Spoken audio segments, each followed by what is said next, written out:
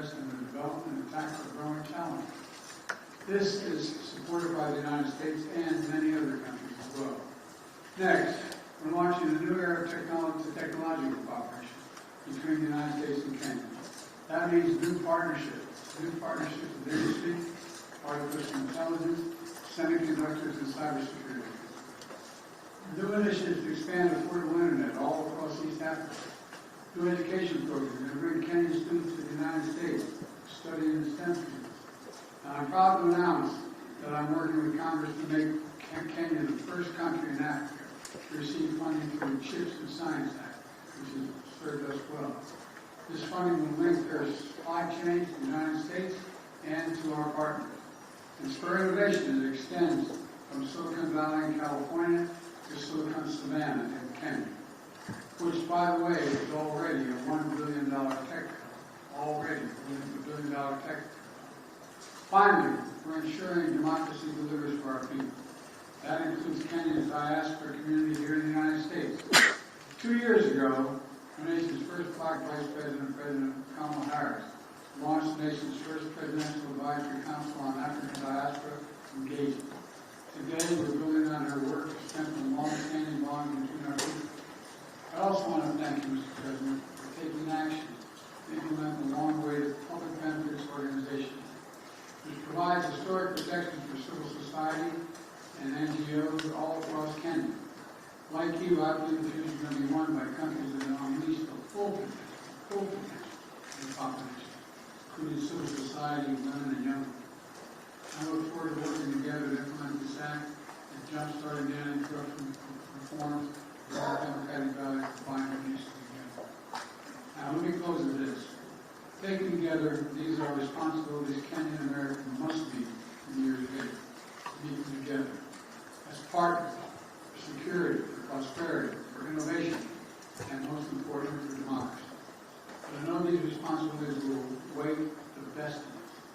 I know we'll bring not only our nation together, but I want to thank you for again, Mr. President, for being here and knowing we have you here.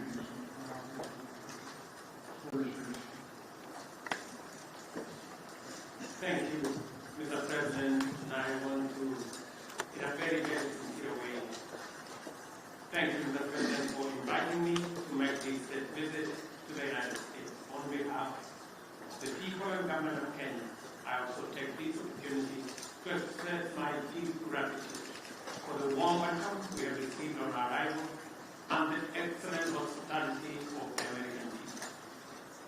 My visit provides us, Mr. President, with the opportunity to celebrate 60 years of bilateral relations rooted on shared values of freedom, democracy, rule of law, equality, and inclusivity.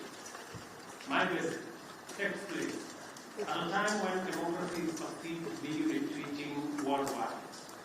The accelerating drift towards regimes indifferent to democratic values is a deep concern to us, and I believe it is time the U.S., working with Kenya, deploys its capabilities and rally like-minded democratic countries to set up the course of democracy. During our discussions, we agreed on the significant opportunity for the U.S. to radically recalibrate its strategy and strengthen its support for Africa, as discussed at the U.S.-Africa Leadership Summit, by enhancing its investment in the institutions of African integration and increasing support for peace and security. As we take this historic step of elevating our partnership to be more effective in addressing global challenges, it is important for us to appreciate that many countries in Africa, including Kenya, are struggling with an overwhelming convergence of multiple shocks, including extreme climate events, debt distress, and the disruptive upheavals in Europe and the Middle East, whose cumulative impact is to divert national resources for investment in people and economic growth into managing climate-induced crises and suffering sovereignty. For this reason, I have underscored the imperative for our partnership to facilitate recovery from this multiple crises, and particularly for the United States of America to take a leading role in a comprehensive debt resolution framework by doubling contribution to the concessionary financing window of the World Bank, and also to work with the IMF on rechanneling FDRs to institutions like the African Development Bank to further leverage on private sector funding to support countries. Unless this is done, and done immediately, the values of freedom, democracy, and the rule of law are in great jeopardy. On regional peace and security in the Horn of Africa and the Haiti region, I express optimism that Kenya and the U.S. will innovatively design appropriate defense and security frameworks to help Kenya as the anchor state and the region in general to deal with the peace and security challenges that are undermining human well-being, slowing down development, and also having a negative impact on democracy. We affirm our mutual commitment to the stabilization of Haiti through the multinational security support mission. The Kenya-UN Climate and Clean Energy Industrial Partnership we have just committed to is an encouraging milestone on our collective journey and builds on the paradigm shift we have inaugurated at the Africa Climate Summit in Nairobi last year. Accordingly, Africa's resource potential is a huge opportunity to deploy U.S. technology and investment to catalyze unprecedented growth through green industrialization. We've also agreed to hasten the renewal of the Africa Growth and Opportunities Act to sustain the rising momentum of our investments and exports in the manufacturing space. Similarly, we agreed to undertake sustainable green growth by facilitating conclusion of our strategic trade and investment partnership alongside the renewal of AGOA. During our discussions, I witnessed firsthand President Biden's and the U.S. government's determination to make our partnership work and resolve to spread and deepen the roots of freedom, democracy, security, and prosperity throughout the world. As my visit comes to a close, I am confident that our engagements have laid a solid foundation for us to continue the good work we have begun with stronger faith and greater hope for success, because in Joe Biden, Kenya and Africa have a strong and committed friend. I thank you. Thank you. You are a friend, and Africa has a billion people. The idea of ignore it makes no sense at all. First question, Michael Wilmer from Clash.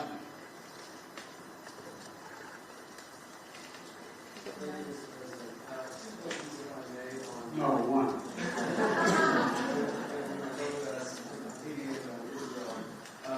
Your administration went on a worldwide search for security forces, Beninese forces, Bangladeshi, Canadian, Chilean, any but American forces, to stand up this multinational security support mission for Haiti before Kenya stood up to lead. Can you explain why it is that we believe on the one hand that this issue is so critical, and on the other, why it is that we have categorically ruled out contributing U.S. forces to this effort?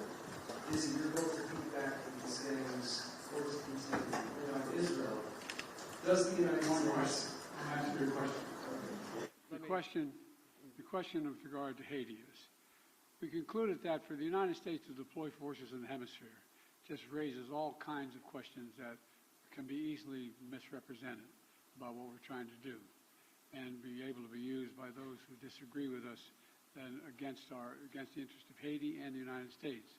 So we set out to find a partner or partners who would lead that effort that we would participate in, not with American forces, but with supplies and making sure they had what they needed.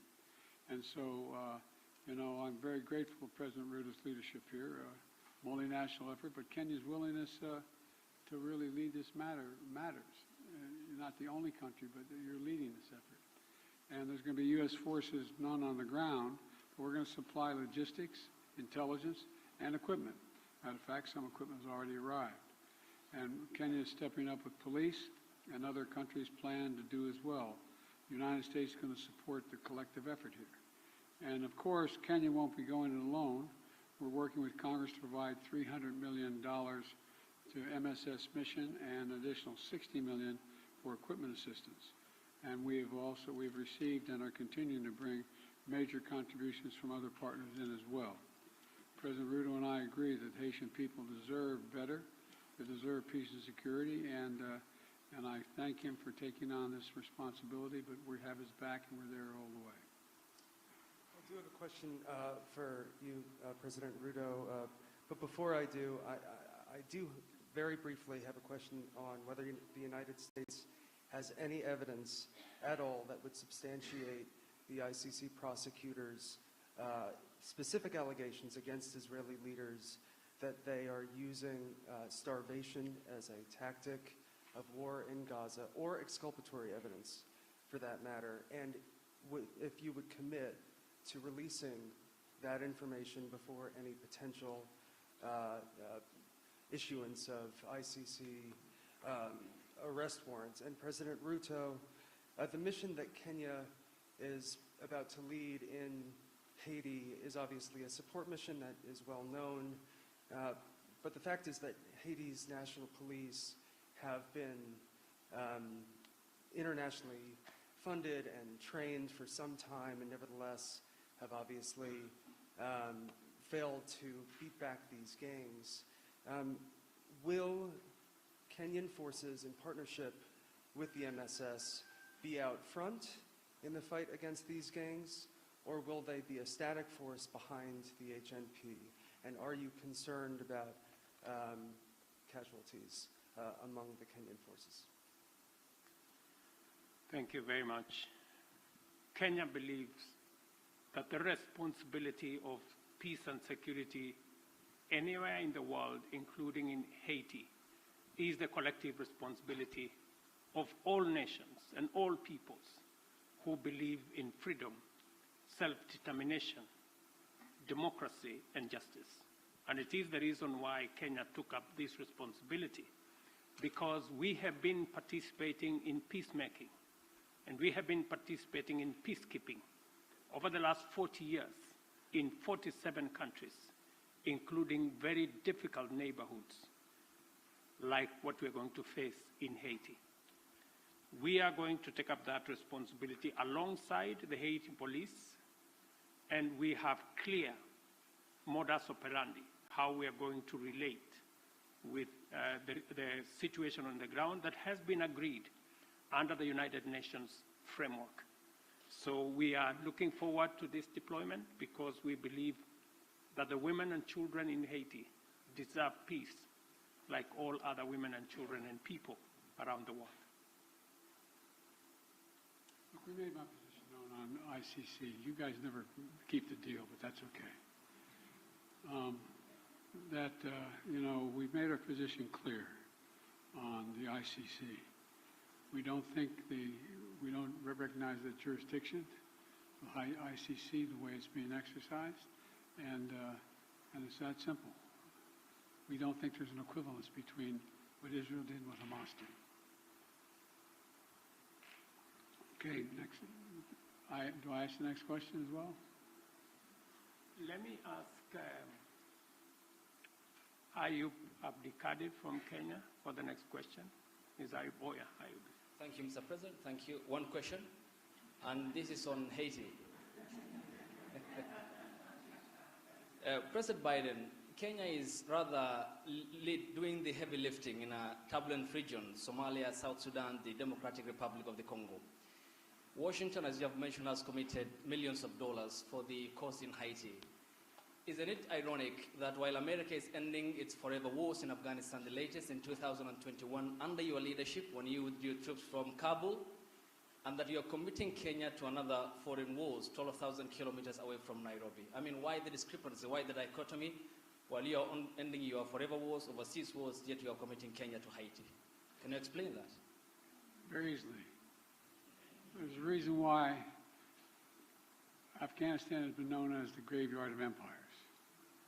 The likelihood of anybody uniting Afghanistan is highly, highly, highly unlikely, number one. Number two, there are ways to control ISIS other than occupying Afghanistan. It was an unnecessary need. Now, with regard to Haiti, Haiti is in an area of the Caribbean that is very volatile. There's a lot going on in this hemisphere, and we're in a situation where we want to do all we can without us looking like America once again is stepping over and deciding this is what must be done. Haitians are looking for help, as well as the folks in the Caribbean are looking for help. And so we checked out with a number of other countries. The one who stepped up was Haiti. We committed to provide the wherewithal, the intelligence and equipment and the like to Haiti. And so it's a logical thing. And you have a first-rate capability, and you keep your word. That's an important dynamic. I agree with President Biden that Kenya's participation in Haiti is not so much about what happened in the past. It's about what we believe in, the peace and security of humanity. And we don't find that the U.S. is committing Kenya because the U.S. cannot commit Kenya. I am the president of Kenya. It's me to make that decision. And it's the people of Kenya to commit their own troops using their own structures. We've gone through the processes in Kenya. Parliament has approved. We have a clear mandate. We have a clear framework. And it is us, the people of Kenya, who made this decision in the interest of serving peace and stability as a responsible global citizen, and understanding that insecurity, instability anywhere is insecurity and instability everywhere. And by the way, you asked about, you implied that we weren't doing anything anywhere else. Well, we're kind of occupied around the world, but we're also engaged in Congo, in the neighborhood. And, you know, we can continue to help alleviate human suffering there. The United States is the largest humanitarian donor, providing $375 million in humanitarian funding just this year, including support for more than 6 million displaced people from the DRC. So we are engaged in more than one place. Follow up to my president, Dr. Ruto. You said that Kenya is committed, and in your Carter speech in Atlanta, you said it's based on humanitarianism, helping Haiti out. But can you explain the geopolitical goal, 12,000 kilometers away from Nairobi, when schools in the counties of Baringo, West Pokot, and Turkana have not yet opened because of the banditry problem, yet you are committing our national police force to Haiti, and where is the priority, this being one of your major manifesto pillars, talking about security, and to the extent that even the Defense Cabinet Secretary talked about the deployment of, if need be, the Kenyan military or the special personnel to make sure that schools are open, children go to school in areas that are bandit-prone in Kenya. Why are you committing to Haiti when we have a problem back home? Is it an irony that you are putting the fire in the faraway neighbor's home when when our own home is on fire? Thank you very much. I made a commitment to the people of Kenya to sort out insecurity in the North Rift. I have followed that with action. As we talk, there are 3,000 military officers in the North Rift, 2,000 police officers in the North Rift. We have renovated the first 15 schools and completed. We have reopened 20 schools already that were closed in the North Rift. And that exercise is ongoing. We have made tremendous progress in making sure that we create security at home, but that does not take away our responsibility. Even as we were deploying troops and policemen in our own country, in North Rift, to sort out the banditry problem, we still deployed 1,000 troops to DRC Congo, because that is our neighborhood. We have 5,000 troops in Somalia, because equally that is our responsibility. And Haiti should not be an exception. That's why deploying 1,000 security men to Haiti speaks to the same belief and commitment to peace and security. Next question from April Ryan.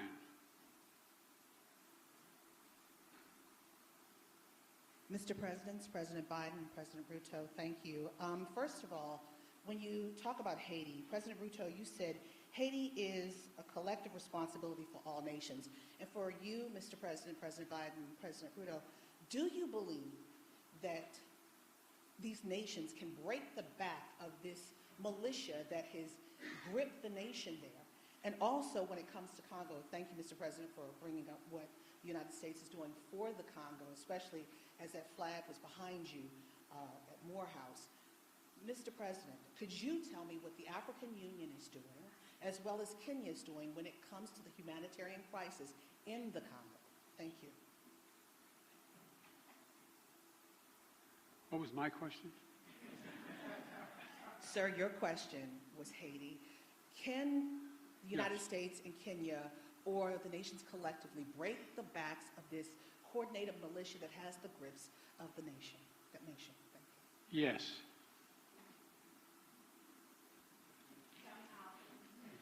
The very way we're doing it.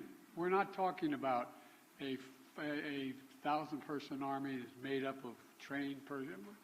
This is a crisis. It's able to be dealt with. And we think we can deal with this way with a multinational approach, with Haiti leading the way, and us providing the intelligence as well as equipment. Gangs and criminals do not have nationalities. They have no religion. They have no language.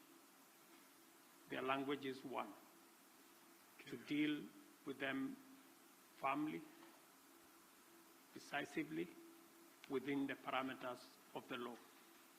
And that's why we're building a coalition of nations beyond Kenya and the US, many who are making contribution towards the MSS force in Haiti to secure that country and to break the back of the gangs and the criminals that have visited untold suffering in that country.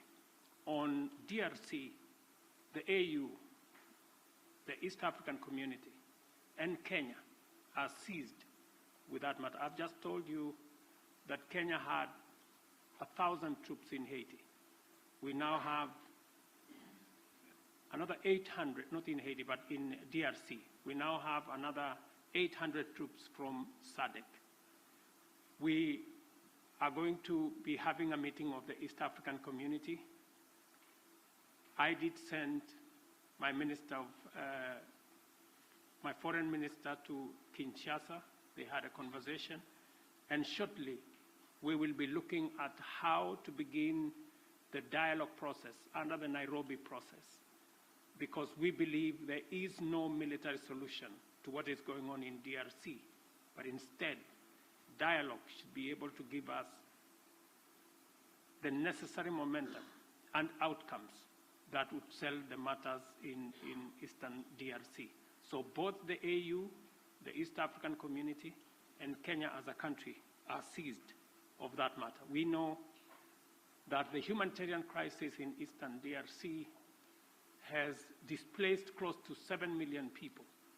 And I want to thank the United States of America for stepping in with humanitarian support for that region, because it is a collaboration of different countries in different ways to deal with that situation. The rest of us are committing troops.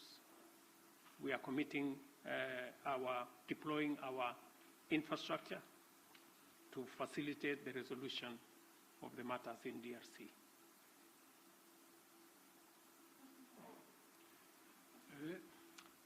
Let me ask Nancy Agutu from Kenya. She's here. Okay, Nancy. Mr. President, Africa is asking America to lead the way and double its contribution to the World Bank's international development assistance to help developing countries access more financing, to alleviate debt distress, and to tackle climate change. What is your commitment on this? Thank you. I'm sorry, I didn't catch all your question.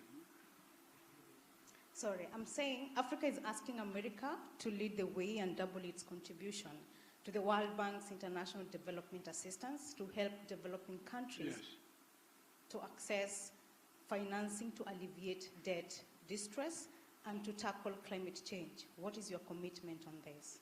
We made a major commitment to this. Number one, as I said, the United States has long championed international financial institutions that provide low-cost concessional resources to the poorest developing countries, including from the IMF.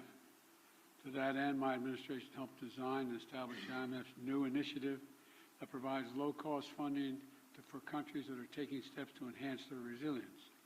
Important partners in Africa have the capital they need to ensure they have the capital they need to invest in their futures. We heard them and we stand with them. Now, that's why we've worked with Congress to enable the United States to make available in the coming weeks up to $21 billion in new lending resources to the IMF trust fund that provides concessional lending to the poorest countries. It's a little like, having to go when you're in debt, having to go and find someone to help you out. That's what this is about. We believe supporting friends in this partnership is we're happy to do our part. And look, we've also doubled our commitment to the IDA. And I'm proud the United States is the biggest donor to the IDA in this cycle.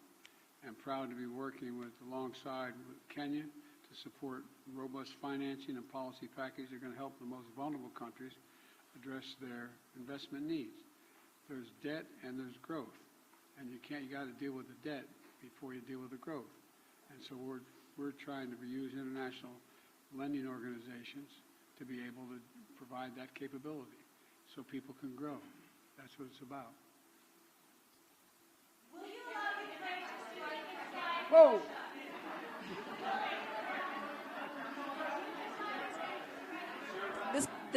This concludes the press conference. Thanks, everybody.